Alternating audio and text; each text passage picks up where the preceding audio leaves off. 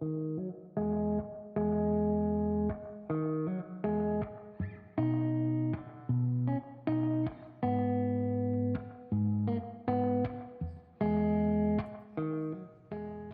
like I said, it's pretty obvious, you know what I mean? So I don't I don't really kind of look at it like any other way. Just like kind of go like, yeah, it was definitely about segregation. It was definitely about, you know, black people stayed here, white people stayed there, you know. But white people did come and visit, stay at our place as well.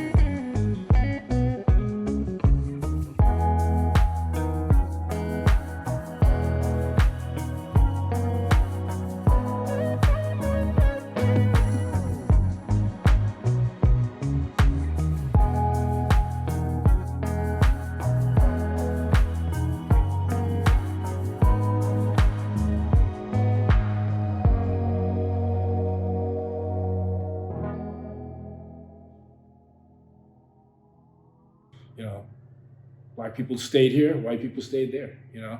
But white people did come and visit, stay at our place as well. So, uh, yeah, that's what Grandpa did.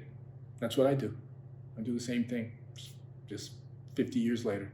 The bottom line is that's the reason why I called it generations, is because it's from generations, from one person to the next. It's third generation running this business. At Micah's Pond Summer Rentals.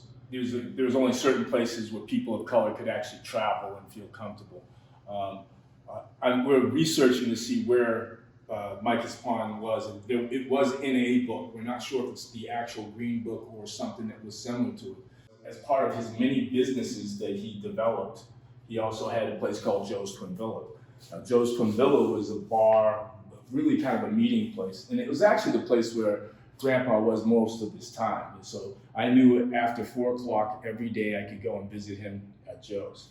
So it was a local hangout, a place where workers really met. It was really a workers kind of a bar. And then the interior of Joe's. This is the interior of the place. It was one of the only places you could go and cut a rug, really get down with some good dancing.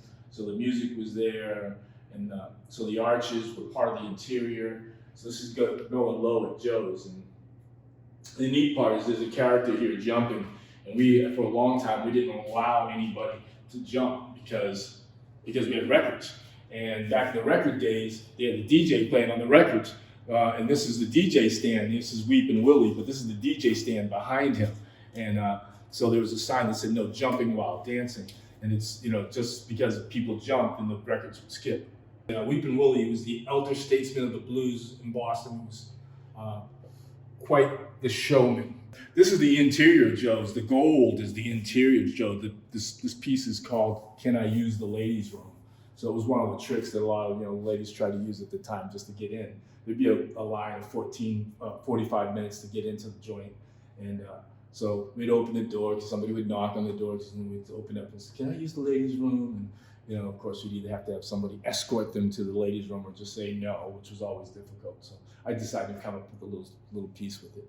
This is part of my Chalkline Baller series. The series started because I saw a photograph in my father's yearbook of this player, Mr. Jones, he played in a league down in Virginia.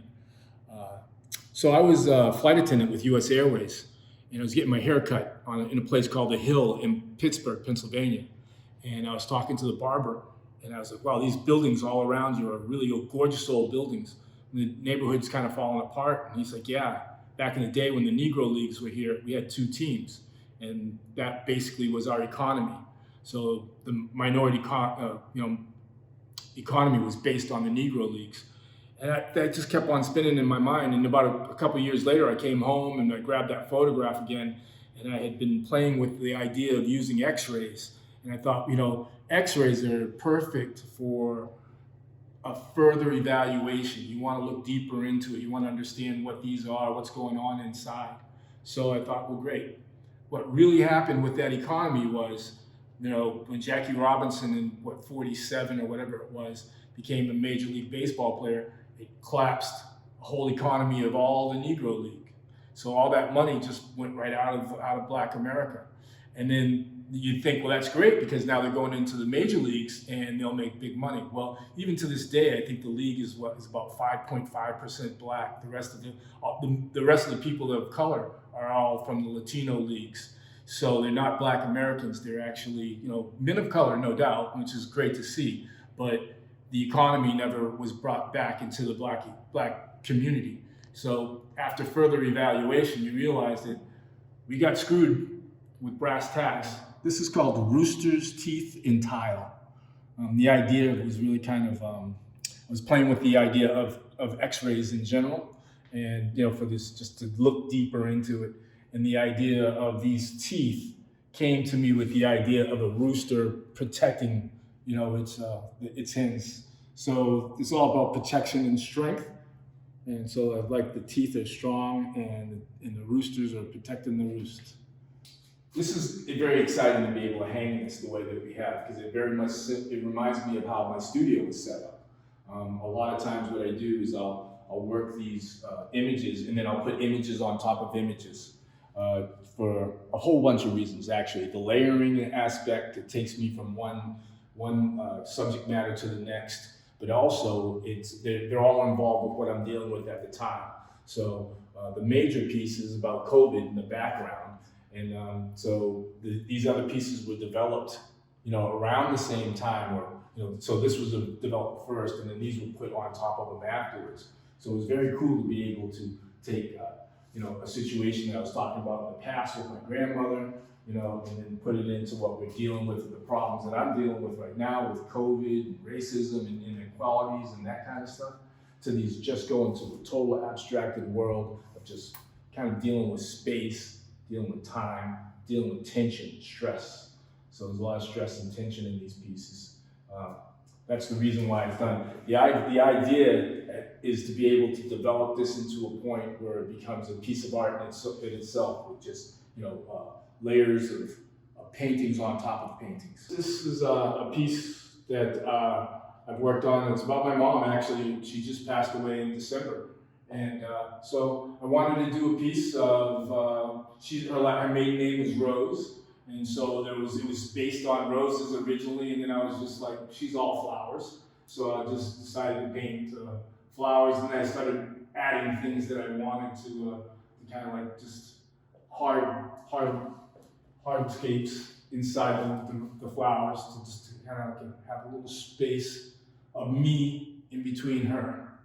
And that's kind of where this is going. It's just all just movements about mom. And which is really nice in the show is I was able to put the piece that I did about her mother and her passing. This is a piece. It's called "She Danced on the Mystic." Where my grandmother, when she passed away, she asked to cast her body into the Mystic River, and so she kind of floated around the Mystic River before she disappeared. So I did this piece to memorialize her life.